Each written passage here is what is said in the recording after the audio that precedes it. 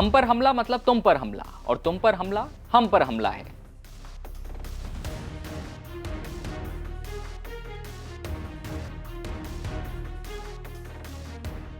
पाकिस्तान और सऊदी अरब के बीच हुए इस वादे की पूरी दुनिया में खूब चर्चाएं हुई।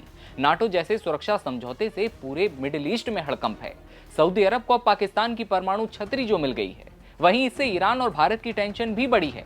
यह ऐतिहासिक समझौता करने पहुंचे पाकिस्तान के पीएम शहबाज शरीफ और आर्मी चीफ असीम मुनीर का सऊदी अरब में प्रवेश करने पर F-15 फाइटर जेट से स्वागत किया गया।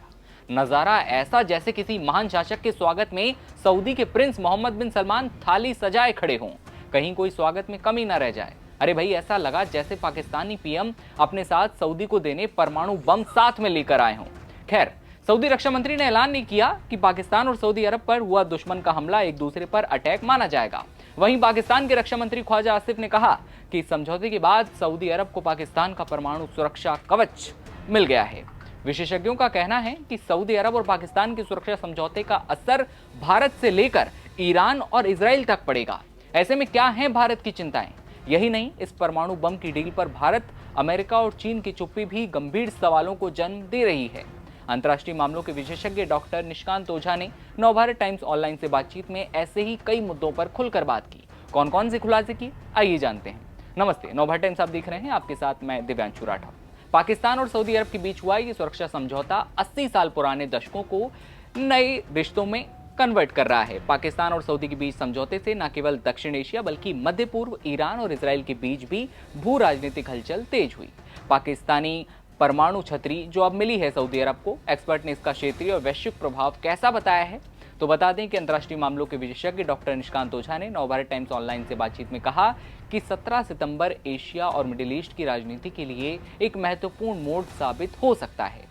सऊदी प्रिंस और शहबाज के बीच राजनीतिक आपसी रक्षा समझौता न केवल 8 दशक से चले आ रहे पाकिस्तानी सऊदी अरब के रिश्ते को नई दिशा देगा, बल्कि दोनों देश क्षेत्रीय सत्ता संतुलन को फिर से परिभाषित करेंगे। उन्होंने कहा कि यह समझौता ऐसे समय पर हुआ जब गाजा में इजराइल के हमले चल रहे हैं और कतर पर नेतन्याहू की सेना ने मिसाइल हमला किया है। निशिकांत ओझा बताते हैं कि साल 1947 में पाकिस्तान की आज़ादी के बाद सऊदी अरब उन देशों में शामिल था जिन्होंने सबसे पहले जिन्ना के इस इस्लामिक देश को मान्यता दी। निशिकांत ओझा ने यह भी बताया कि साल 1951 में सऊदी और पाकिस्तान के बीच मित्रता संधि हुई। पाकिस्तानी सेना दशकों तक सऊदी सेना को ट्रेनिंग देती रही। 1970 और 80 के दशकों में करीब 20,000 पाकिस्तानी सैनिक सऊदी अरब में तैनात थे। साल 1998 जब पाकिस्तान ने परमाणु बम का परीक्षण किया और उसके खिलाफ अंतर्राष्ट्रीय प्रतिबंध लगे, तब सऊदी अरब ने उसकी वित्तीय मदद की। इस ताजा डील के बाद अब दोनों देश हथियारों का संयुक्त उत्पादन भी कर सकेंगे। ये समझौता ऐसे समय पर हुआ जब कतर इजराइल के हमले के बाद अमेरिकी सुरक्षा गारंटी पर सवाल उठे। सऊदी अरब और पाकिस्तान के सुरक्षा समझौते पर अमेरिका ने चुप्पी साध रखी है। इससे पहले बाइडेन प्रशासन ने चेतावनी दी थी कि पाकिस्तान अमेरिका तक हमला करने वाली परमाणु मिसाइल बना रहा है। अफगानिस्तान के लिए अमेरिका के पूर्व राजनयिक ज़ल्मे खलीलजाद ने चेतावनी दी है कि पाकिस्तान के पास इजराइल तक परमाणु हमला करने वाली ताकत मौजूद है। निशिकांत ओझा बताते हैं कि चीन ने समझौते को लेकर कोई सीधी प्रतिक्रिया नहीं दी, लेकिन ये साफ है कि सऊदी और पाकिस्तान का रक्षा समझौता चीन के BRI प्रोजेक्ट के हित में है। ऐसे में जानते हैं कि भारत को डील से क्या है चिंता, कैसा पड़ेगा असर। ओझा बताते हैं कि भारत ने इस डील पर सादी प्रतिक्रिया दी। भारतीय विदेश मंत्रालय के प्रवक्ता ने कहा कि जो समझौते का अध्ययन कर रहे हैं ताकि ये समझा जा सके कि इसका हमारा राष्ट्रीय सुरक्षा और क्षेत्रीय स्थिरता पर कैसा असर होगा। ओझा ने कहा कि समझौते से भारत और पाकिस्तान के रिश्ते में एक और जटिलता आ गई है, वो भी तब जब भारत और सऊदी अरब के रिश्ते में हाल के सालों में मजबूती आई। भारत और सऊदी के बीच द्विपक्षीय व्यापार करीब 42 अरब डॉलर तक पहुंचा है। वहीं सऊदी प्रिंस ने वादा किया है कि उनका देश भारत में 100 अरब डॉलर का निवेश करेगा। भारत अब सऊदी से इस बारे में बातचीत बढ़ा सकता है, लेकिन अपनी अपनी चिंताएं भी हैं। शिया ईरान सुन्नी मुस्लिम देश सऊदी अरब और पाकिस्तान के समझौते को दुश्मनी वाला मानता है।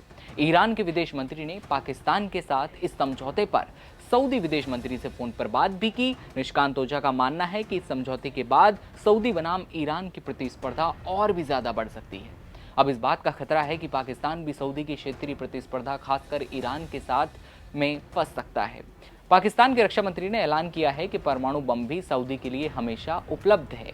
सऊदी के एक अधिकारी ने भी कहा कि इस रक्षा समझौते में हम हर तरह के जो सैन्य साधन हैं उनको शामिल करेंगे। ओझा का कहना है कि परमाणु सुरक्षा समझौता भले हो गया हो, लेकिन ये औपचारिक परमाणु सुरक्षा गारंटी नहीं देता। पाकिस्तान के विश्लेषक सैयद मोहम्मद अली का कहना है कि पाकिस्तान को अपने परंपरागत क्षमता पर भरोसा है और ये बिना परमाणु विकल्प के सऊदी अरब की सुरक्षा को बढ़ाने की ताकत रखता है। बात आती है समझौते की। दोनों देशों के बीच समझौता होता है। F-15 फाइटर जेट से शहबाज शरीफ और असीम मुनीर का स्वागत होता है। स्वागत में मोहम्मद बिन सलमान खुद पहुंचे थे और उसके बाद उनका स्वागत हुआ और उसके बाद समझौते पर हस्ताक्षर भी हुए। और जैसे ही खबर आई भारत को लेकर इसकी चिंताएं क्या हैं, चीन और अमेरिका क्या सोचते हैं, वो हमने आपको बताया। खबर पर आपकी क्या राय है कमेंट सेक्शन में बताइए और तमाम खबरों के लिए बने रहिए नवभारत टाइम्स के साथ। नमस्कार।